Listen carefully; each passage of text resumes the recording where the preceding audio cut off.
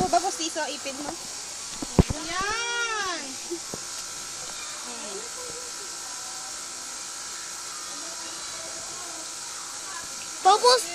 Ipopost ko po ito sa YouTube. Ang galing eh.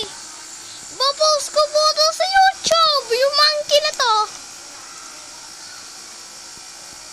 Ipopost. Alam niyang pinupicturean. Ipopost ko po sa YouTube to. Ano pa? Naka-video ako eh. Dapat yun. I-YouTube ko to.